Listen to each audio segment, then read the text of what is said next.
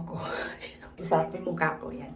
Kung gusto nyong malaman ko ano yung mga ginagamit ko, first, for the shampoo and conditioner. Ako hindi ako maarte when it comes to shampoo and conditioner. Lahat pwede kong gamitin. Wag lang yung ano, ayaw ko lang yung mga ibang amoy. May mga shampoo kasi and conditioner na ibang amoy. If you know what I mean. Pero kumbaga, kahit na anong brand, as long as gusto ko yung amoy, ginagamit ko. So for now, ang ginagamit ko is ito. Kung makikita nyo, nakatumba siya.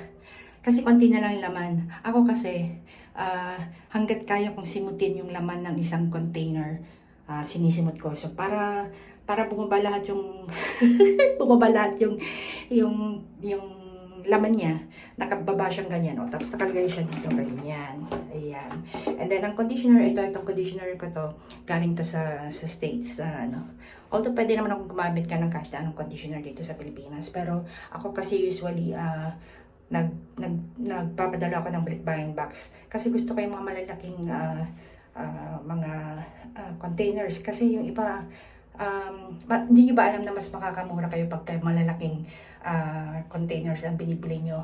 Ayan. So yun yung shampoo and conditioner, parehong Dove. Hindi po to sponsored. And then when it comes to my body naman, eto gumagamit ako nito. Body scrub. Ayan. Teka. Ang gamit kong body scrub, yung Dr. Teal's. Yan, binili ko rin yung sa States. And then ito, itong Nexus na to. Ito naman is scalp scrub. Ayan, scalp and hair vitality gentle exfoliating scalp scrub. Ayan. So, itong dalawang to, ginagamit ko lang sila once a week. Para sa akin, hindi naman maganda na lagi kang nag-i-scrub, lalo na sa skin.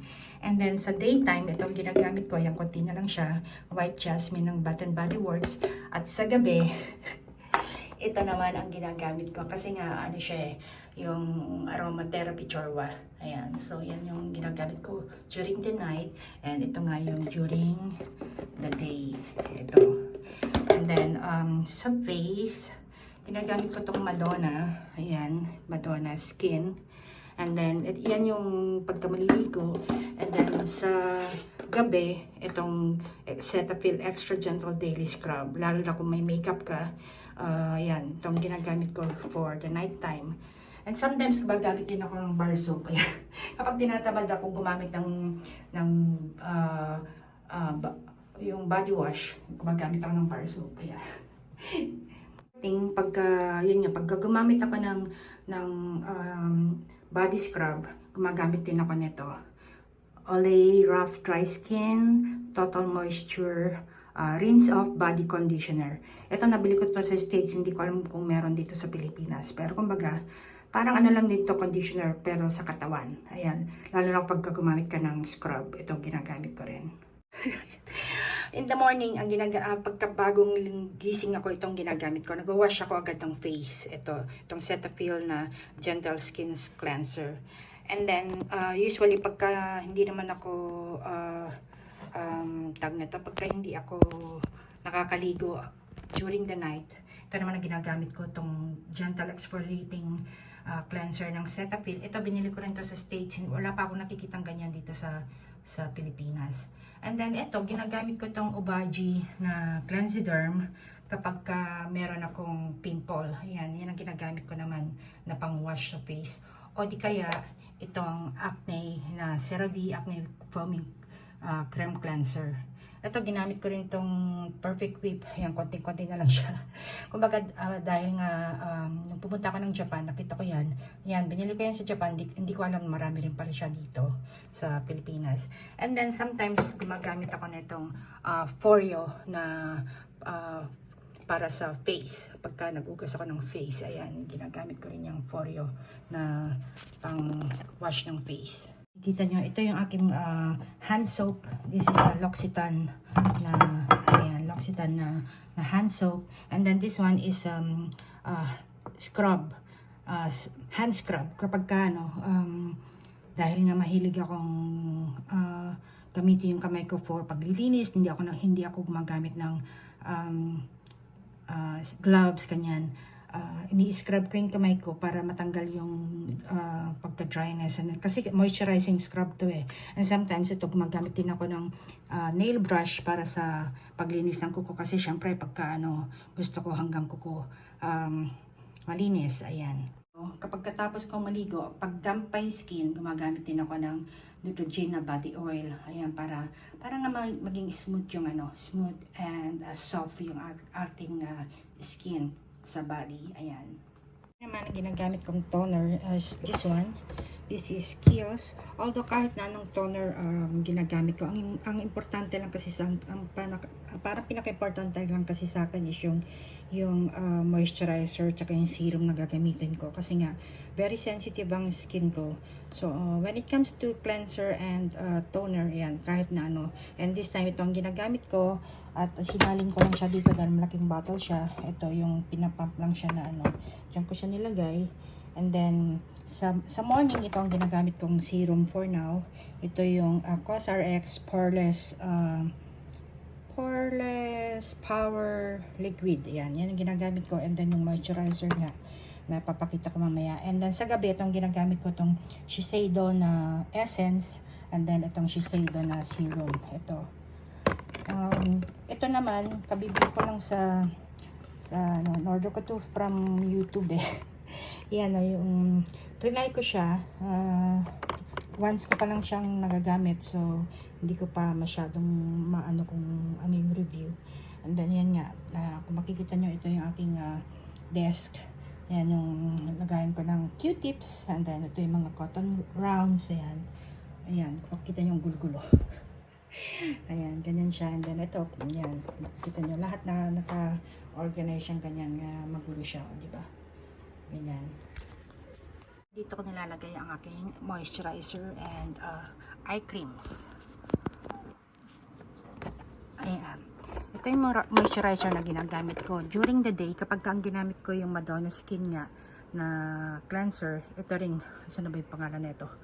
This is Madonna as well. Ayan, makikita nyo, Madonna. Ayan. Pero konti na lang naman nito, malapit ko na siyang palitan. And then, ito naman yung aking eye cream. Yan, Lancome na para sa eyes. And then sa gabi, itong ginagamit ko, itong Cetaphil na yan nga, pang Health Renew Night Cream. Ayan, kung makikita nyo. Yan siya. And then, sometimes, once a week, ang ginagamit ko itong Laneige na water sleeping mask. Ayan, ginagamit ko siya once a week sa face. And then nilalagay ko siya dito sa sa little fridge ito. Ito yung roller ko na kinakabit dun sa merong skincare tools na pinagkakabitan nito. Nilalagay ko siya dito para na malamig siya, para pagka madali lang siyang magamit. Ayan, hindi ko man naipasok yung gagamitin ko pa yung day cream ko tsaka yung eye cream. And then ito naman, Strivectin para naman sa neck. Ayan, kung makikita nyo, tightening neck cream. O, diba? Ganyan talaga pagka pagkakaedad na. And I have here my paraffin. Ayan, paraffin wax para sa kamay. Nagpa-paraffin din ako araw-araw for my hands. Yan. Isa rin secret yan para sa having a soft hands. Ayan. Ang ginagamit kong lotion for my body. Ayan, yung Lubriderm. Kasi ito sa States ko binili. Hindi ko alam kung meron dito sa Pilipinas. Pero kumbaga, yan kasi wala siyang greasy feeling. Di ba? Mga lotion ko minsan pagkanong lagkit sa balat. Pati yung husband ko, yan ang gusto dahil nga hindi siya sticky sa balat. Ang sinabi ko, ito yung mga skincare tools ko. Ito yung micro needling. Hindi ko na dapat alam kung hindi ko na matandaan ko pero sa stage ko lahat to binili. Ito yung sinasabi ko kaninong kapag pinapalitan lang yung head, yun nga yung kanina yung roller, ilalagay lang dyan and then under na siya. And then here, ito naman yung pagka merong pimple, ayan, yan yung blue light. Tapos ito naman para panlinis din ng ng pores, ayan. Beauty Bio yata pangalan nito.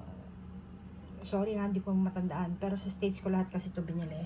And then this one is Proactive. And then this one is New Face. Yan naman yung nagta-tighten and nagli-lift ng face. Ito binili ko rin sa States. And also this one, this is Madonna na rollers, face roller, ayan. And then ito yung pang microdermabrasion, this is PMD. Ayan.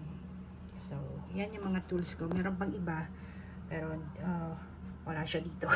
Pero kumbaga yan yung ginagamit ko for my face. This one, ito naman ang ginagamit ko for my feet. This is a lotion as well. Ayan.